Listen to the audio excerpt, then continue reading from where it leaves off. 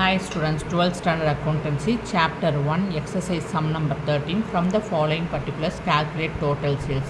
What we are going to do? We are going to calculate the total sales. So, when you calculate the total sales, we need to prepare the total debtors account.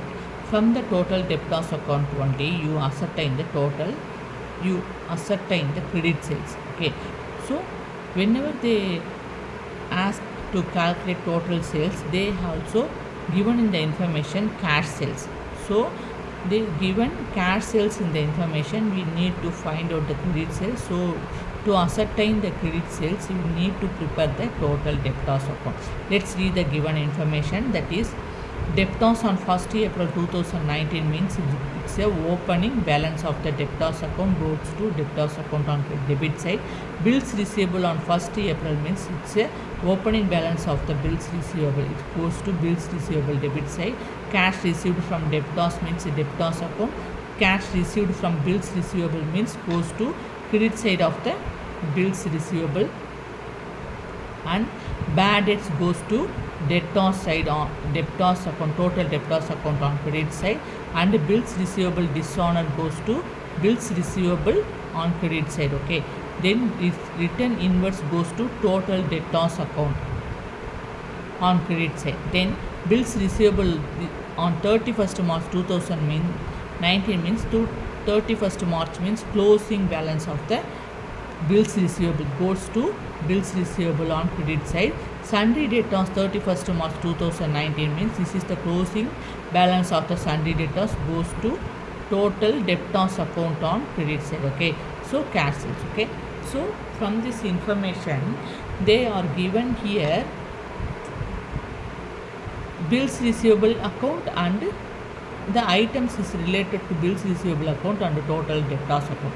So we are going to find out, calculate bills receivable account and total debtors account, and to calculate total sales account. Okay, why we are going to prepare the bills receivable account? Because from that bills receivable we have the two items on or there in the bills receivable account.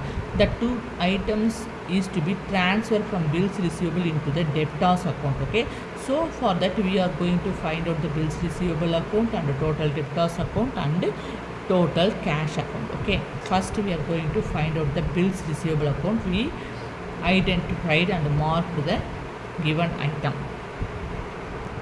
So first we are going to prepare the bills receivable account. So for that we are going to write the heading, that is bills receivable account, and the format is debtor and creditor side. Debtor side has two columns, that is particular and rupees. Credit side also we have two columns, that is particular and rupees. So as per the marked information, we have to enter here. So opening balance, we always started with opening balance, always started with 2 on debit side and a buy on credit side. 2 balance brought down 60,000 rupees on credit side by cash account, and by debtors account bills receivable dishonored, they have given bills receivable dishonored 15,000 rupees given here, and closing balance of the bills receivable 90,000 is given here, and cash received for bills receivable 1,60,000 is given here. As per the format, we have entered it on the credit side of the bills receivable entered. Okay, then which side has the total? Credit side we have the total. So the total of the credit side is 2,65,000.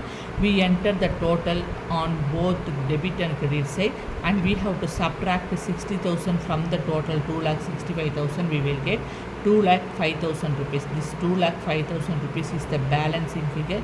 You have to write against the 2,05,000 rupees is to debtors account. Okay, and within the bracket we have to write bills received during the year. Okay, so these two items you have to enter it, transfer to the total debtors account. We have two debtors account on bills receivable account. Okay, credit side we have on debtors account, debit side we have another debtors account, but credit side we have the bills receivable dishonored debtors account on against In opposite debit side we have the bills received sundry debtors account. So this both debtors account we have to transfer to the total debtors account. Okay. And the second calculation is the total debtors account. We have to write the format debtors and creditors two sides, particulars rupees we entered on both the side, and always started with the opening balance, to balance brought down. So this is the opening balance of the debtors account is 2,50,000 rupees. It's called as opening debtors account. Okay. Then by cash is 7 lakh.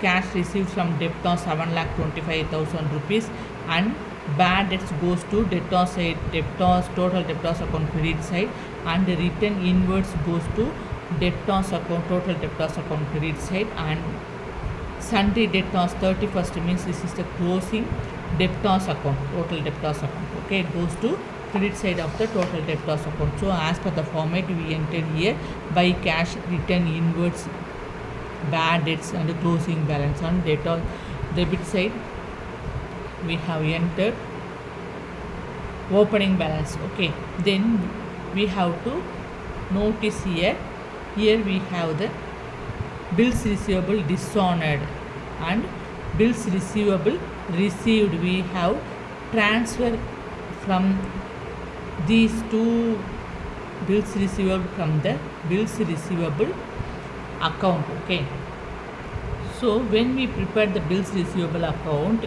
we have bills receivable dishonored, that means debtors account. So you have to transfer this is debtors bills receivable dishonored from credit side to debit side. Total debtors account debit side you have to write to bills receivable dishonored 15,000 rupees. Okay, then you have two debtors account bills received 2,05,000 rupees. You have to transfer this debtors from debit side to credit side total debtors account. So on credit side total debtors account you have to write by bills receivable bills received 2,05,000 rupees. So you have to transfer from these two accounts from bills receivable account. Okay, we entered here. Okay, then finally we have the total on credit side, that is 12,50,000 rupees. Then this 12,50,000 rupees you have to write as a total on both debit and credit side. Then you have to find out the difference. So for that you have to subtract 2,65,000 minus 12,50,000. So you will get 9,85,000. Against this amount you have to write credit sales. This is the balancing figure. So now you have found out credit sales to calculate the total sales. So total sales already they given in the information. Cash sales 3,50,000 15,000 rupees. Now we found credit sales amount 9,85,000 rupees. You have to sum up these two amount, you will get 13 lakh rupees. This is the total sales. Thank you.